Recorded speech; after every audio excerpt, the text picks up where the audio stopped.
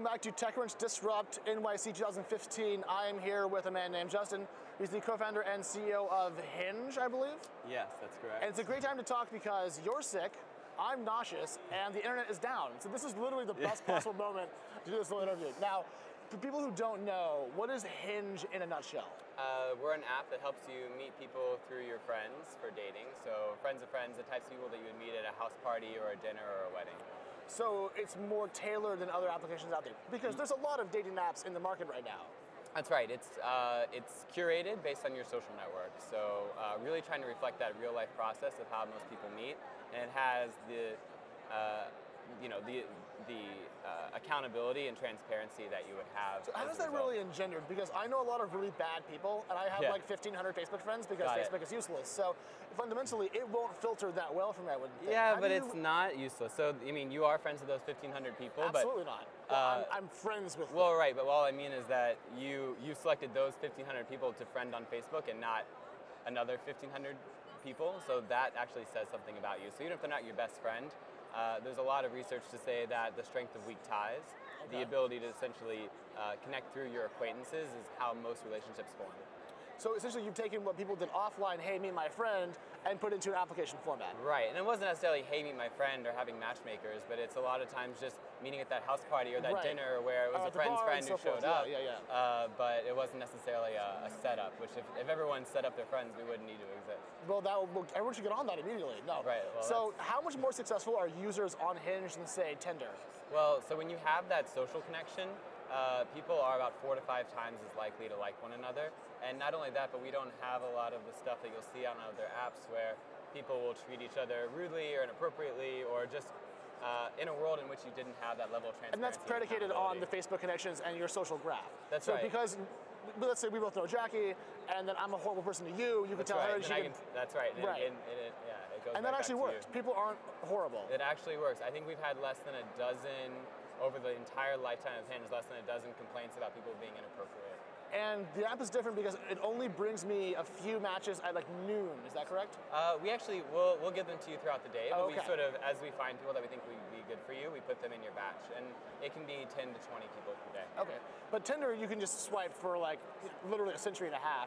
Does lowering the supply make for a better or worse user experience? I think it creates a much better user experience. I think people are getting over the sort of just swiping and matching and then just building up a huge list of matches and not really knowing who to talk to or who to get offline with. And I think as a result of the quality over quantity that we provide, it eliminates a lot of that paradox of choice and more accurately reflects the way that you would interact with people offline, which is at a nice, intimate house party and not a gigantic speed dating club. Or a warehouse party in the meatpacking district. Right. Okay, so are you personally on Hinge? I have been personally on Hinge. But you're not right now? I am not right now. So are you unhinged? I am hinged. Okay, fair enough. Yeah. Now, you've been kind of going to new countries on a country-by-country basis. You just did Australia and the UK, I believe, this year in January and March, was it? That's right. February, March. So how's that going? How is the international expansion? It's going really well. So we went city by city in the US because we really try to build up a critical mass of people and focus on density within the young professional crowd in each of these cities. Sure. And now, we've launched in 34 cities in the US, and it was just time to start looking abroad. So London, Sydney, Toronto, and Bombay were the cities that we launched in first. Do you see cultural differences between different locations impact on people how they use the application? Because I feel like, Australia is different than the US, which is different than Britain. How does it impact? Yeah, slight variations. And I also think there's probably less dating app fatigue in some of these other markets, actually. So people are a little bit more eager to engage, and the match to chat ratio is a little bit higher. But other than that, we don't see too much of a difference. Now, do you cap the age on the application for how old you can be to use Hinge? No, we don't. Okay, so there's no top gap. So you're 50, you can still do it. Do you tailor people based on age ranges though? Like if you match me with someone who's like 85? Yeah, so we look for people who are, first of all, in your city and within an age range that you specify in the app. So I could say I'm 25 and I want plus or minus 2 years. That's right. What's the average gap people are okay with? People will, I don't know the number off the top of my head, but it's kind of like you would expect in the real world. Minus a couple years if you're a guy and probably plus a few years if you're a girl. Okay. Yeah. Now, Tinder made a big splash by doing their Tinder Plus paid service and charging people that are older more and people that were younger less. Yeah. Do you have similar plans for Hinge? We have some big plans for this year. We're going to be doing two things. One is going to be making a change to the way that the product functions.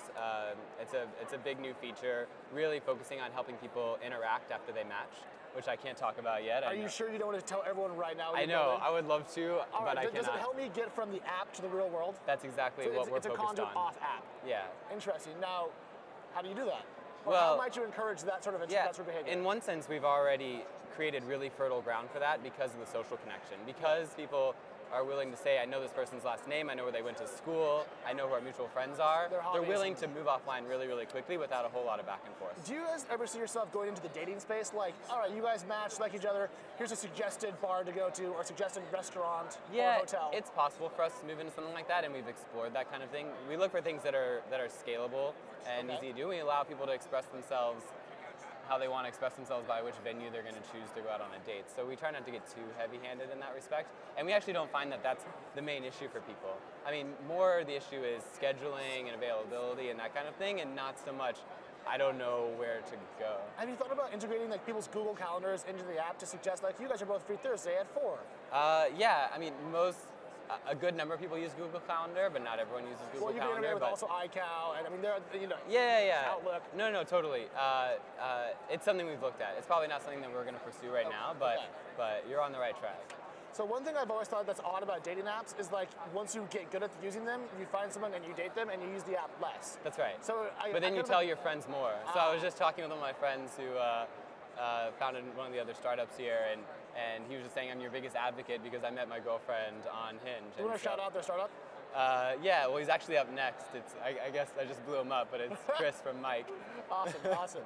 Cool, but so you don't really mind if the app is so good that they kind of stop using it once they execute the relationship set? No, certainly not. I mean, as long as there's going to be single people in the world, then there's going to be a reason. I think there's always going to be single people in the world. All right, now before we go, do you want to trash talk Tinder a little bit? No, of course not. What's Tinder's biggest shortcoming? I think the apps are very, very different, and it's not about and your PR person told you to say that, but what's the worst part of Tinder? Come on. No, I think ultimately we are about moving offline and not just being a game where you're sort of matching and chatting, and I think that's what's really, really nice about Hinge, and it's just a different purpose. People use Hinge who want to go out on dates and be in relationships, and I think there's a wide range of reasons that you would use something like All right, last question. How many new cities are you in by the end of 2015? Actually, this year is much more about saturating the cities that we're in and working on this next set of product features. So no new probably cities. close to the number of cities that we're in now. And you're in how many cities right now, total? 38. 38, all right. Yep. Well, good luck, and we'll talk to you next year. All right, cool. Thanks a lot. Thank you. All right.